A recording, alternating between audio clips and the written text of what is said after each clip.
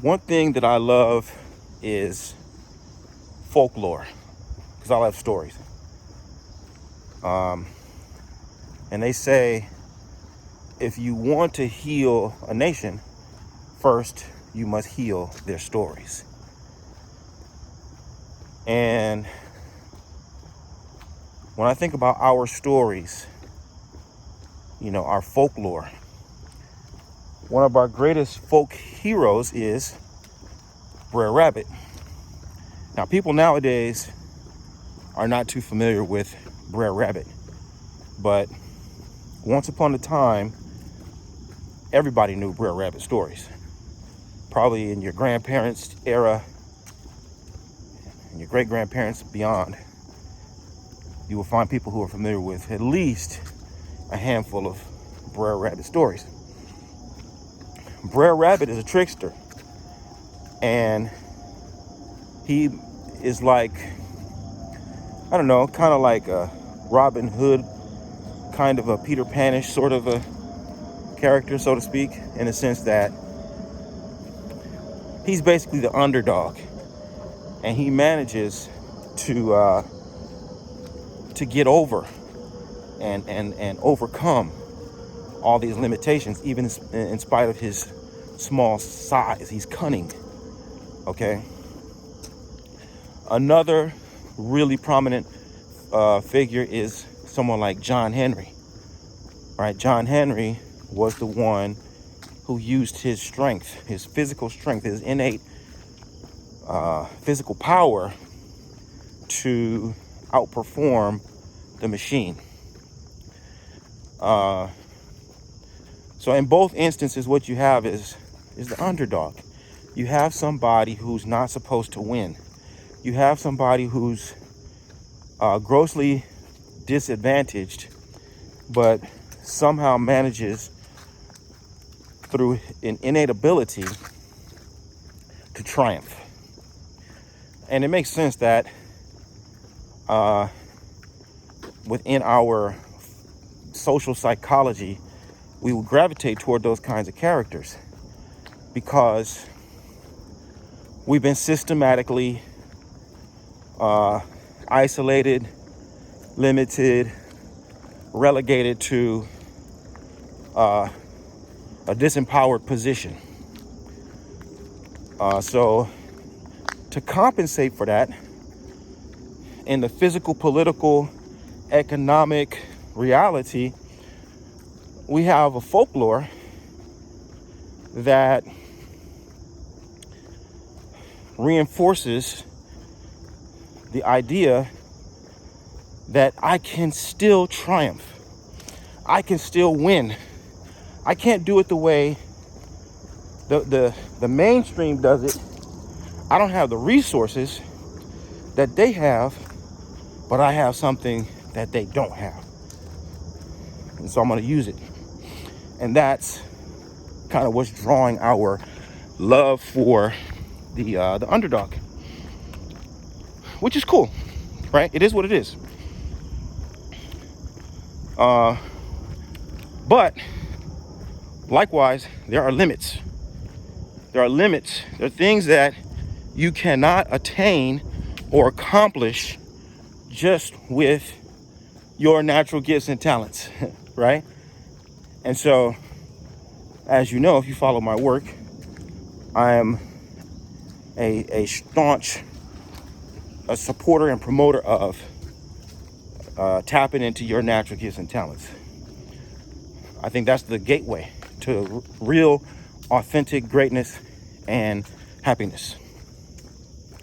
But there are limits to what you can accomplish just through your natural gifts and talents. And I think about that particularly in relationship to the practice of Ifa, both as a devotee and as a ritual specialist, or being a priest or priestess. When it comes to Orisha lifestyle in general, it's not about just raw talent. It's about using raw talent in a way that is consistent with the structure and the order of the tradition. Okay? So I used to know a guy back in the Bay Area, Fajoko. Fajoko is a talented babalawo, but among his natural gifts and talents are dance and drumming. And it was interesting the way I got to see the intersection of the two, and I hope that it helps to illustrate this particular lesson. So Fajoko is a Cuban brother, and when my Oluo, who was then Awishe, Fayemi Aleboibon, came out to the Bay Area, I arranged for him to teach some classes, do some workshops with the local Babalawo. And so at one point, Fajoko and I were sitting with Baba, and he was performing a ritual. I don't know what he was doing. But, Fajoko and I had been studying together, right? So we immediately came back and we sat down and we deconstructed the ritual. And let's say the ritual had 10 parts. Well, I remembered the 10 parts, but I didn't remember them in the proper sequence, right? So Fajoko was correcting me. No, he didn't do that. First, he did this. And he didn't do this. He did. And as I listened to him go through it, it was like he had physical objects on the floor. And he could remember the ritual sequence like they were physical objects in a certain sequence. And he moved them. This was first, this was second, that wasn't eighth, that was fifth, like that. And I was very impressed, I said, man, that was incredible. How'd you do that? He said, I don't know exactly, but I think I might have a photographic memory. Right? And then later on, I remember talking to a woman who was a dancer, and her somehow getting to the point of talking about what made his choreography very different from other Cuban choreographers. She said, well, usually the count is, maybe the count was up to 4. Standard Cuban dances, you got 4 counts for each movement or something like that. And she said, oh, for him to have 8, 10, 12 counts is normal. And for him to be able to, bring these things together and basically I got the impression it's like just much longer phrasing in the movement. And I immediately thought, oh yeah, that's how he is as a ritual specialist too, because he has this real strong capacity for remembering what he sees, right? But that means that he can use his natural gifts and talents to become a particularly special and unique babalawo, right? It doesn't mean that he can string together any ritual sequence he wants and draw from, Palo and then weave in a little bit of this and a dash of that. No. It means that he has this unique opportunity to see things in a way that only he can see them. And the quality of what he produces is going to be based upon his ability to now expose himself to the most precise examples. And then once he's got that, he's going to be able to have a much better chance to excel at what is already established. Because it is a tradition. It's like a language. There's only so much freedom you have within the framework. Okay? And so your natural gifts and talents will allow you to express, that represents your freedom. That represents your ability to go, to be in a space, to have a perspective that other people just can't have, because you're uniquely talented in that way. But the framework is equally important, because the minute you deviate from the framework, then you're no longer doing what you purport to be doing, right? So one of my simple examples is like cooking food, is gumbo. Yeah, there's a lot of different ways to make gumbo. And if you're a cook, you can be real creative about how you put things together. But at a certain point, you start putting broccoli in there, or you refuse to put certain things in there at all. You don't have any roux in there.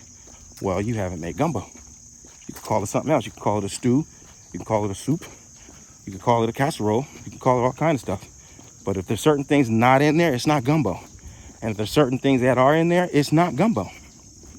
Okay? And so if you're from a gumbo making tradition, you'll understand what I'm saying. There's freedom within the framework. Your natural gifts and talents represent the freedom. But whatever the discipline is that you're practicing, that's going to provide the framework. And so there are limits to both. There are limits to both. But what I want to address for my people is the idea that every time, you can't be like Brer Rabbit every time. You can't be like John Henry every time. You're in the sense that Brer Rabbit is trying to buck the system. John Henry is showing that the industrialized version, the institutionalized version, isn't everything.